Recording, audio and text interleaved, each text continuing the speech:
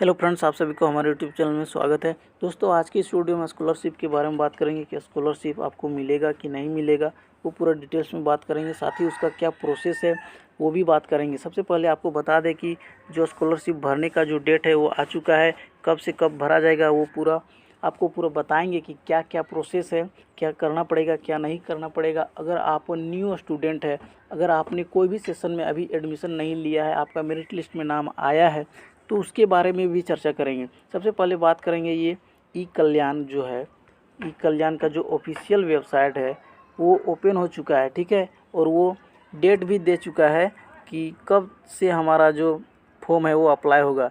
तो वो डेट है 28 तारीख से 28 दिसंबर 2020 से हमारा फॉर्म अप्लाई होना शुरू हो जाएगा। और ये ई कल्याण का ही ऑफिशियल वेबसाइट है जो जारी कर दिया है कि 28 तारीख से आपका जो है 28 दिसंबर से आपका ऑनलाइन फॉर्म भरा जाएगा।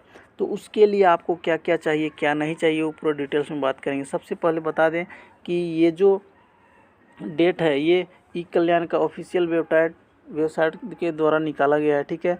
अब नेक्स्ट आ जाता है कि जो ऑफिशियल नोटिफिकेशन है वो आपको दिखाते हैं कि किस तरह से है, ठीक है।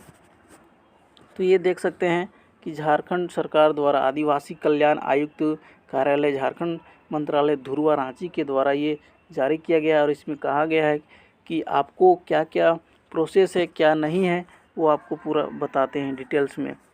तो देख सकते हैं कि पोस्ट मैट्रिक छात्रवृत्ति योजना के अंतर्गत अनुसूचित जाति, जनजाति एवं पिछड़ी जाति के छात्र छात्राओं को सरकार द्वारा जारी निर्देश के आधार पर निर्धारित मापदंड के अनुसार वित्तीय वर्ष यानी सेशन, यानी आपको जो स्कॉलरशिप मिलेगा वो हमारा सेशन क्या है 2020 टू 21 के सभी प्रवेशिकोत्तर पाठ्यक्रमों के अध्ययनरत छात्र छात्राओं से आवेदन पत्र आमंत्रित किए जाते हैं। मतलब ये जो आपको बोला जा रहा है कि हमारा छात्रवृत्ति योजना वर्ष 2020-21 से हेतु आवेदन के संबंधित ये सूचना है। और जिसमें कहा गया है कि जो भी स्टूडेंट 2020-21 सेशन में एडमिशन ले चुके हैं और जो झारखंड के हैं उन सभी के लिए आवेदन भरने का छूट है। छात्रवृत्ति के लिए आय की जो अधिसीमा है वो क्या है, तो अनुसूचित जाति जनजाति के छात्र छात्राओं एवं जिनके माता पिता अभिभावक की सभी स्रोतों से वार्षिक आय 2.50 लाख रुपये से अधिक नहीं हो। मतलब आपके जो अनुसूचित जाति और जनजाति के जो छात्र हैं उनके जो माता पिता हैं उनके सभी स्रोतों से 2.50 लाख रुपये से अधिक नहीं होना चाहिए।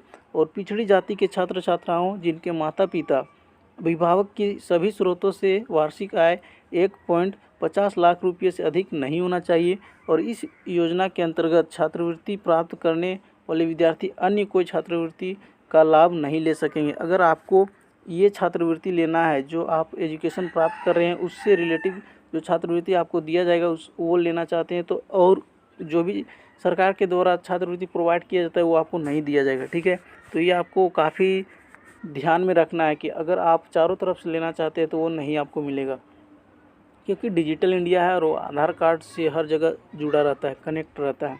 तो आवेदन करने की जो प्रक्रिया है वो आपको बताते हैं। सबसे पहले बता दें कि सभी छात्रों को वेबसाइट जो झारखंड का है eckalyan.cg.government.in इस पर जाना है और सभी दिशा निर्देशों को फॉलो करते हुए ऑनलाइन आवेदन करना है, ठीक है। ऑनलाइन आवेदन करना है। आवेदन भरने की प्रक्रिया पूर्ण करने के पश्चात उसकी हार्ड कॉपी यानी प्रिंट आउट विधिवत हस्ताक्षर कर एवं सभी निम्नांकित वांछित प्रमाण पत्रों की स्कैन कॉपी जेपीईजी फॉर्मेट में 150 KB तक वेबसाइट पर अपलोड करेंगे। मतलब जो भी आपका डॉक्यूमेंट्स होगा उसमें आपका जो स्कैन कॉपी है वो आपको अपलोड करना है, ठीक है। तो वो क्या क्या डॉक्यूमेंट्स होगी वो आपको बताते हैं। ऑनलाइन आवेदन के पश्चात प्रिंट आउट पर छात्र एवं अभिभावक के हस्ताक्षर सहित होना चाहिए। और साथ ही ऑनलाइन के माध्यम से निर्गत आय प्रमाण पत्र होना चाहिए, आय प्रमाण पत्र। और उसमें आय जो आपका है सबसे मेन पॉइंट है आय, ठीक है। आपका छात्रवृत्ति प्राप्त करने का सबसे मेन सर्टिफिकेट है वो आय है, और वो आय कब से कब तक का बना होना चाहिए, तो 1/4/2020 से निर्गत आय प्रमाण पत्र होना चाहिए। ठीक है। नेक्स्ट है ऑनलाइन के माध्यम से निर्गत जाति प्रमाण पत्र, कास्ट सर्टिफिकेट होना चाहिए। ठीक है, कास्ट सर्टिफिकेट, और ऑनलाइन के माध्यम से निर्गत आवासीय प्रमाण पत्र जिसे रेसिडेंशियल मतलब जाति आय आवासीय, ये तीनों होना ही चाहिए, तभी आपको स्कॉलरशिप मिलेगा। संस्थान से लेटर हेड में संस्थान द्वारा वर्तमान वर्ष की निर्गत यानी बोनाफाइड सर्टिफिकेट होना चाहिए, और फी स्ट्रक्चर। ठीक है, दोनों जो बोनाफाइड मिलता है कॉलेज से या आप जिस भी स्कूल से पढ़ रहे हो उसका जो बोनाफाइड अगर देगा तो वो होना अति आवश्यक है। नेक्स्ट है परीक्षा की पूर्व अंक पत्र यानी मार्कशीट और प्रीवियस एग्ज़ाम की अभी प्रमाणित यानी फ़ोटोकॉपी आपको देना है कि जो भी एग्ज़ाम आप दे चुके हैं पिछले बार उसका आपको मार्कशीट देना है, तभी तो पता चलेगा कि आप किस वर्ष पास किए हैं और अभी कौन सा सेशन में है। ठीक है। छात्र के नाम पर बैंक खाता पासबुक की पृष्ठ जिसमें अकाउंट नंबर और IFSC कोड यानी जो बैंक पासबुक का फर्स्ट पेज है उसका जेरोक्स आपको देना होगा। ठीक है। छाया प्रति जिसे हम जेरोक्स ही कहते हैं। बैंक खाता और आधार संख्या से सीडिंग होना अनिवार्य है, मतलब बैंक खाता और आपका आधार नंबर दोनों कनेक्ट होना चाहिए, जुड़ा होना चाहिए। छात्रवृत्ति की धनराशि PFMS के माध्यम से आधार इनेबल DBT के द्वारा सुयोग्य छात्र छात्राओं के खाते में अंतरित की जाएगी, और इस तरह आपका अगर आपका जो खाता है वो आधार नंबर से कनेक्ट होगा तो आपके डायरेक्ट अकाउंट में आ जाएगा। ऑनलाइन आवेदन की समय सीमा जान लेते हैं कि ऑनलाइन आवेदन करने की समय सीमा क्या है। तो नए शैक्षणिक संस्थान द्वारा ई-कल्याण पोर्टल पर पंजीकरण एवं पंजीकृत संस्थानों द्वारा नवीनीकरण हेतु आवेदन कार्यवाही प्रारंभ होने की तिथि मतलब डेट स्टार्ट 28/12/2020 से है, और जो लास्ट डेट है वो 10/1/2021 तक है। ठीक है।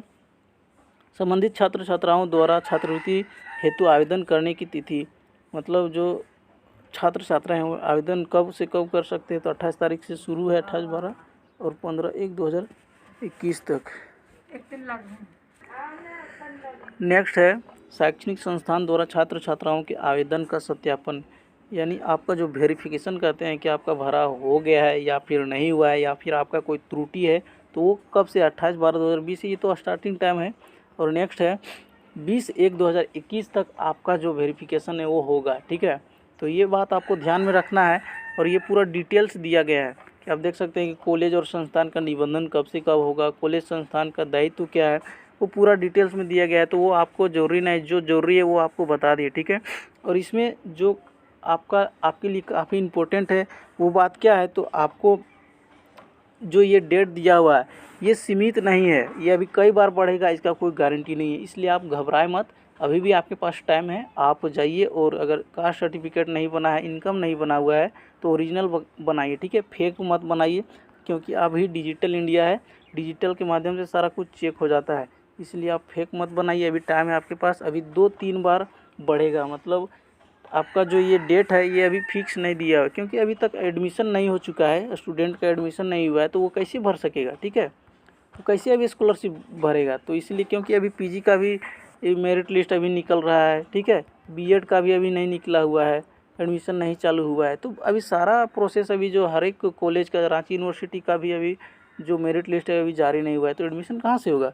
तो इसीलिए आप घबराएं मत, और ये जो डेट निकाला गया है स्कॉलरशिप भरने का ये अभी कितना बार बढ़ेगा इसका कोई गारंटी नहीं है, ये 2-3 बार बढ़ेगा ही, मतलब अभी जनवरी मार्च तक चल जाएगा। ठीक है।